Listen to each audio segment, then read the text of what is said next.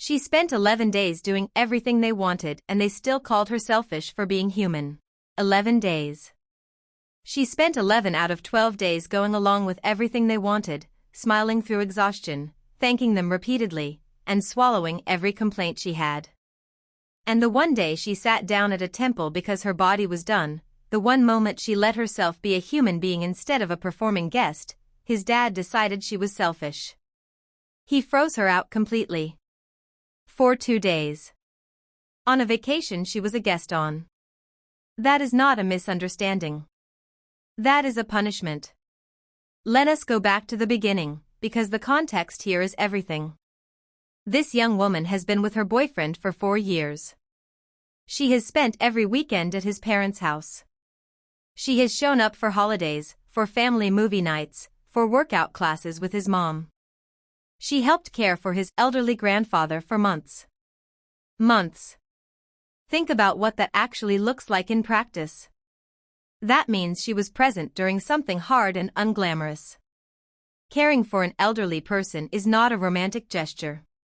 It is showing up when there is nothing in it for you.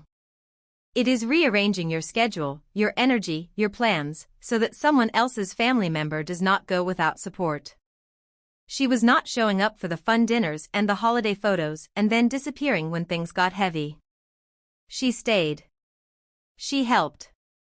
She made herself part of the difficult, quiet, unglamorous parts of this family's life, and she did it because she genuinely cared about these people. That is not the behavior of someone who only shows up when it is convenient. That is someone who is genuinely invested in being part of this family, not because she had to, but because she wanted to. She wanted them to love her. She wanted to belong. And by all accounts, up until this trip, it seemed like they did. His parents were described as warm, kind, and welcoming. This was not a contentious relationship. This was a 4-year foundation of goodwill and effort, built slowly and consistently, the way real trust is always built. She had every reason to believe that foundation was solid. So when the Japan trip came up, she was excited. Of course she was. 12 days in Japan with the family her boyfriend loves, paid for by his parents, a genuine gesture of inclusion and generosity. An invitation like that carries meaning. It says we see you as one of us. It says you belong here. She had her own list of things she wanted to see and do, because of course she did. Anyone going to Japan for 12 days has a dream list. The food they have been wanting to try. The neighborhoods they have seen in photos for years. The quiet temples they wanted to sit in without a crowd. The tiny restaurants tucked into alleys that she had bookmarked on her phone months before the trip. But she made a decision early on that this was a group trip, not her solo adventure, and she let go of most of what she had planned. She folded her wish list up and put it away. She followed the family itinerary. She went where they went, ate where they ate, photographed what they photographed.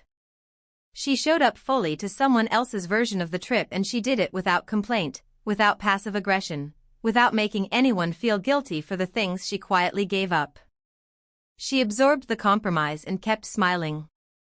Day after day, she chose the group over herself, and she did it willingly. Now let us talk about what it actually feels like to travel internationally in a group for nearly 2 weeks. Because this part gets glossed over way too fast. Long-haul flights to Japan are brutal. The time difference alone can wreck your sleep for days. Your body does not know when to be awake and when to be tired, so it is both at once, constantly. You wake up at 3 in the morning fully alert and then crash mid-afternoon when everyone else is ready for dinner. Then you add the walking, because Japan is a walking country. You walk everywhere. Temples, gardens, city streets, train stations, markets. Your feet are destroyed by day 3. Your legs are gone by day 5. The blisters are real. The ache that settles into your hips and lower back from hours of pavement is real. Every step on day 11 is a negotiation with a body that has been pushed far past what it signed up for. And if you are someone who gets motion sick, which she mentioned she does, then add the buses, the trains, the cable cars, and the boats, and you are fighting your own body on top of everything else. Every mode of transportation becomes something to endure rather than enjoy. You arrive at the next destination already depleted, already half managing nausea, already counting how many hours until you can lie still. By day 11 of that kind of travel, being low energy is not a personality flaw. It is a physiological reality. It would be strange if she were not exhausted. And here is what she actually did on those quieter days. She was still there.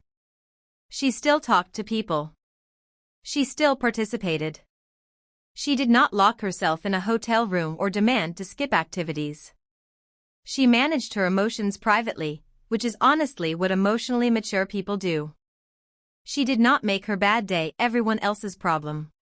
She held it inside herself, kept putting one foot in front of the other, kept showing gratitude even when her body was signaling her to stop. She was performing wellness long past the point where anyone could reasonably be expected to. She internalized it, kept showing up, and even in her worst moments she was still thanking them for bringing her. She was still present. She was still trying. That is not selfishness. That is restraint carried past its reasonable limit, and it deserved acknowledgement, not punishment. The temple moment is the one that really gets me. She sat down. That is it. She was tired, she was not feeling well, and while everyone else was taking photos of the viewpoints, she found a spot and sat down to rest. Picture the scene for a moment. A beautiful Japanese temple, probably late in the trip when the novelty has given way to the weight of accumulated fatigue. The stone pathways. The smell of incense drifting through the air. The soft sounds of other tourists moving quietly through the grounds. Everyone else has their cameras out, capturing the architecture, the garden, the light coming through the trees. And she finds a bench or a step or a quiet patch of shade and she just stops. Not dramatically. Not with tears or sighs or pointed silence. She just sat down. She let her body do what it had been begging her to do for days. She was not sulking. She was not making a statement. She was an exhausted 25-year-old who needed to stop moving for 5 minutes, who needed to simply exist in a beautiful place without performing enjoyment for an audience. And his dad saw that tiny, human, completely reasonable act, and decided it was a personal offense against him. He looked at a tired young woman resting at a temple and he chose to be insulted. What he did next is the part that is actually indefensible. He did not ask if she was okay. He did not check in. He did not pull her aside later and say, "Hey, we noticed you seemed off, is everything all right?" No. He went silent. Not the natural quiet of someone lost in thought, but the deliberate, pointed silence of someone who wants you to feel it. He ignored her greetings. When she said good morning, he did not respond. When she tried to engage, he looked past her. He refused to sit next to her when the seat was available and everyone else was seated. He would not make eye contact. He excluded her at meals, not loudly, not with confrontation, but with the particular cruelty of just acting like she was not quite there. For 2 days, on a trip she was a guest on, he made her feel invisible. And he did this while being completely warm and normal with everyone else around her, which meant she knew with complete certainty that it was intentional. There was no confusion possible. He was not in a general bad mood. He was specifically, deliberately cold toward her and warm toward everyone else, and he sustained it across 2 full days. That is not a bad mood. That is a calculated and sustained social punishment directed at a 25-year-old guest who dared to be tired. His mom deserves a mention here too, because the fake niceness to her face while privately agreeing with everything his dad said is its own kind of betrayal. At least his dad was openly cold. His mom smiled and played nice while co-signing the verdict behind closed doors. She maintained the warmth on the surface while her actual opinion was being delivered to her son in private, completely out of reach. There was no opening for honesty, no moment of genuine friction where the truth could come out and be addressed. Just a performance of warmth from someone who had already decided. That is a different kind of two-faced behavior, and honestly, in some ways, it is worse. You never even got the chance to address what she really thought because she never showed it to your face. The smile stayed in place the whole time, and underneath it, the verdict was already written. The conversation the day after the trip is what turned this from a bad vacation experience into something with real long-term weight. They called her selfish. They said she was only happy when she got to do what she wanted. They said she was moody and inconsistent. And they said this to her boyfriend, not to her, which is its own thing entirely. They bypassed her completely and delivered their verdict directly to their son. She did not get to defend herself. She did not get to give context. She did not get to walk them through the 11 days of cheerful, gracious participation before the two quiet ones. She did not get to explain what motion sickness actually feels like from the inside, the cold sweats and the dizziness and the way your whole body just wants to be horizontal. She did not get to say that sitting down at that temple was not a protest. It was survival. They had already made up their minds, and they went to him. They treated her as a subject to be evaluated rather than a person to be spoken to. They rendered judgment without giving her a single moment to speak. Think about what that does to a relationship dynamic. His parents are now on record calling her selfish. Her boyfriend is now in the middle of a situation where his parents have lodged a formal complaint about his girlfriend of 4 years. And all of this is happening because she sat down at a temple and had 2 quieter days at the end of an 11-day international trip. The weight of that is not small. These are the same people she spent years building trust with. The same people she cared for family members alongside. The same people she showed up for, weekend after weekend, holiday after holiday, when she could have easily stayed home and let her boyfriend see his family without her. And one bad day of perceived low energy was enough to unravel 4 years of evidence to the contrary. 4 years of showing up, and it took one afternoon at a temple to make them forget all of it. Here is what I keep coming back to. If you have known someone for 4 years, and they have consistently shown you who they are, and then they have one off day on a vacation where they were visibly unwell, the charitable and reasonable interpretation is that they were having an off day because they were unwell. That is it. That is the obvious explanation. The only way you jump to selfish and moody as your conclusion is if you were already looking for evidence to confirm something you already believed. And that raises a question that is uncomfortable but worth asking. Was there something underneath this that predated the trip? Because the speed and severity of his dad's reaction does not match the crime of sitting down at a temple. Normal people do not go silent for 2 days over that. Normal people do not freeze out a guest over that. Normal people check in and ask if everything is okay. Something in him had already been waiting for a reason, and she gave him just enough of one to justify what he had probably already been feeling. That is worth sitting with. She asked what she should do, and I want to be direct about the most important thing here. Her boyfriend's response to this situation tells her everything she needs to know about the next few years of this relationship. If he hears what his parents said and immediately validates their perception without defending her, that is a serious problem. If he sits down with her, listens to her side, and tells his parents clearly that their behavior toward her was not okay, that is a man who has her back. The trip is over. The damage is done. What matters now is whether he stands beside her or whether he quietly sides with his family while pretending to be neutral. That choice, the one he makes right now in the quiet aftermath of this trip, is one of the most revealing things she will ever learn about him. How a person responds when their family is wrong about someone they love is a window into exactly who they are. His dad punched down on a 25-year-old guest who had done nothing except be tired. He used the social power of being the trip financier to make her feel like she owed him constant performance. She had to be grateful enough, energetic enough, cheerful enough, present enough every single day, or she would feel the consequences.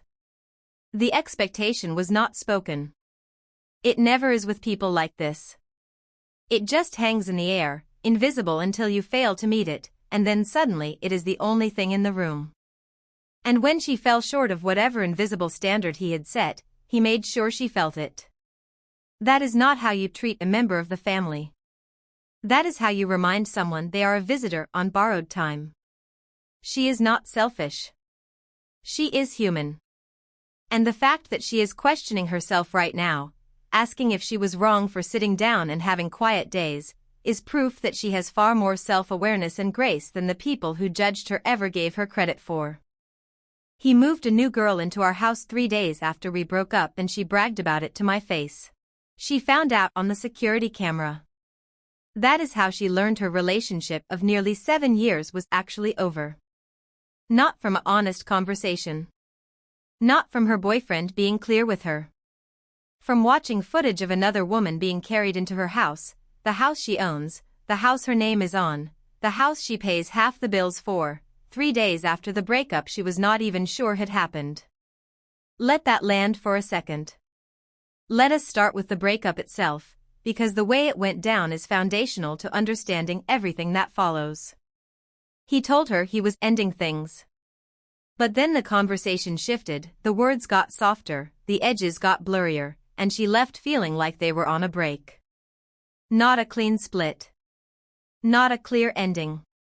A murky, undefined pause that left her with enough hope to go stay at her parents' house and wait for things to cool down. She packed a small bag. She probably told herself she was only going for a few nights. She probably rehearsed the conversation she thought they would have when she came back, the calmer one, the one where they would sit on the couch and figure out what went wrong and how to fix it. She was not running away from the relationship. She was giving it space because she thought there was still something to come back to. That is not irrational. That is a completely reasonable thing to do when someone you have been with for nearly 7 years says something that sounds like a break rather than a goodbye. When someone you love hands you a sentence with 2 possible meanings, you cling to the kinder one.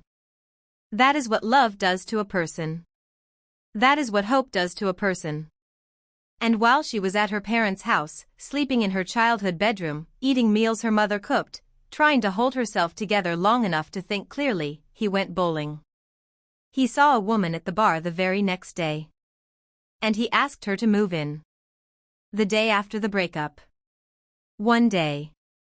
24 hours after a 7-year relationship ended, this man was at a bar recruiting a new roommate/girlfriend. And 3 days later this woman was moving her things into the house that both of their names are on. She was cooking in the kitchen, the same kitchen where she had picked out the tile and probably argued about cabinet handles.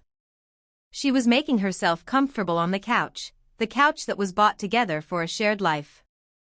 She was establishing herself in a space that was not hers to inhabit, legally or otherwise, and she was doing it loudly, confidently, like someone who had been promised it. Okay, I have to pause here because I cannot move on without saying this. He asked her to move in after one bar conversation. 1. That is not a rebound. That is a premeditated replacement. Now when she confronted him about what she saw on the camera, his response was that he had made it clear they were not together and that he needed a roommate. He needed a roommate. A woman he met at a bar the day after a 7-year relationship ended. That is the story he went with. He said it with a straight face, as if anyone listening would believe that the universe had simply delivered him a stranger with perfect timing and a willingness to relocate her entire life within 72 hours. And the new woman backed him up on the phone, insisting nothing had happened while they were together. But then, in the same conversation, she bragged about cooking for him and performing sexual acts on the couch. In the same breath, she denied cheating and then immediately described the intimacy they were already sharing, as if those two things are not in direct contradiction with each other. As if describing what happens on the couch is not itself a confession. The bragging is what really tells you what kind of situation this is. She was not caught off guard. She was not embarrassed. She was not stammering through an awkward apology or trying to soften the truth. She was proud. She wanted her to know. She wanted to make sure it landed, that every word found its target, that the picture she was painting got vivid enough to stick. That is a power move dressed up as honesty, and it is one of the cruelest things you can do to someone who is already blindsided and heartbroken. It is the kind of cruelty that has been rehearsed, the kind that comes from someone who has already decided the other woman does not deserve gentleness. She said it felt like she meant nothing to him. And I want to sit with that for a moment because that feeling is not irrational or dramatic. It is the completely logical conclusion of watching someone dismantle 7 years of shared life in 72 hours. 7 years of holidays, of inside jokes, of meeting each other's families, of small ordinary mornings and difficult quiet nights. She helped buy that house. She walked through it with him before they signed anything, imagining where the Christmas tree would go, picturing the dog they would eventually adopt. She moved into that space with the expectation that it was the beginning of something permanent. A home they were building together. And he turned it into a place she could no longer go to without running into the woman who replaced her. She was not just losing her boyfriend. She was losing her home, her future, her routines, the smell of her own kitchen, and her sense of reality all at the same time. The update she shared adds layers that make this even more chaotic. She went back to the house with her brother, which was smart, because she needed someone in her corner who was physically present, someone bigger than the moment, someone who could keep her steady if her knees decided to stop working. She found out who this woman is. She is 34, with 3 children, recently out of her own difficult relationship. She is almost a decade older than the boyfriend. And he is already deep enough into this situation that she has started decorating parts of the house.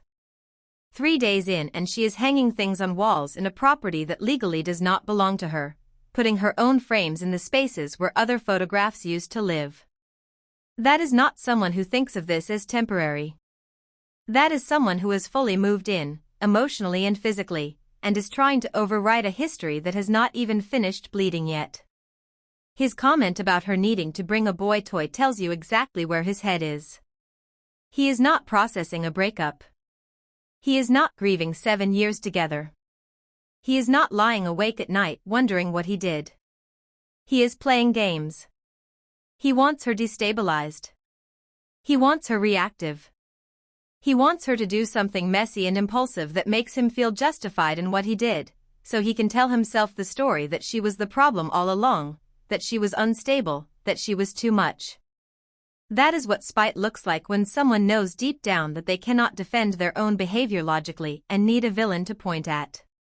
Here is the thing about the legal situation that she needs to understand clearly. Her name is on that title. Half of that mortgage is hers. She has been paying half the bills, every month, on time, like a partner does. That woman living in that house is living in a property that belongs to her in a very real and documented legal sense. The lawyer taking her case is the right move and probably the most important thing she can do right now. Because this is not just a heartbreak situation. This is a property dispute with a romantic complication attached to it. She has rights here. Real, enforceable, financial rights that exist on paper and do not care about how charming he is or how loud the new woman gets on the phone. And she needs to exercise every single one of them. The instinct to wonder whether this woman had been in the picture longer than 3 days is not paranoia. It is pattern recognition.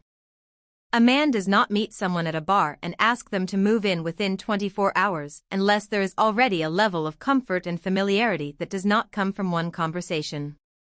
People do not invite strangers into their homes that fast. People do not hand over keys, closet space, and kitchen access to someone they just met. The bowling league connection is interesting too. They had already been spending time together in a shared social space, week after week, lane after lane, drink after drink. They already knew each other. They already had a rhythm. The timeline of the breakup, the immediate reconnection, the rapid move-in, all of it together paints a picture of something that was already in motion before the relationship officially ended. She may never get a full confession.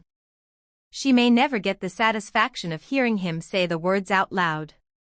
But she already has enough to know that the version of events she was given does not hold up under even the lightest pressure. She deserves clarity, not closure. Closure implies a mutual understanding and a respectful ending. She did not get that. She got a fuzzy almost breakup followed by a security camera reveal followed by a woman bragging to her on the phone about the couch in her own living room. What she deserves now is accountability through legal channels, full understanding of her rights to that property, and the space to be absolutely furious about what was done to her, without anyone telling her to calm down or be the bigger person. She did nothing wrong. She trusted someone for 7 years. She bought a house with someone she thought was her future. And he repaid that trust by replacing her before the ink on the breakup was even dry. Let the lawyer handle the house. Let the courts handle the money. And let herself feel however she needs to feel about the rest of it, because what was done to her was a complete betrayal of 7 years of shared life. She is going to be okay. But she is right to fight for what is hers. Every single piece of it. Drop a comment below and tell me which story hit harder for you. And if this video had you saying, "Oh no, they did not," the whole time, you already know what to do. Like and subscribe. I will catch you in the next one.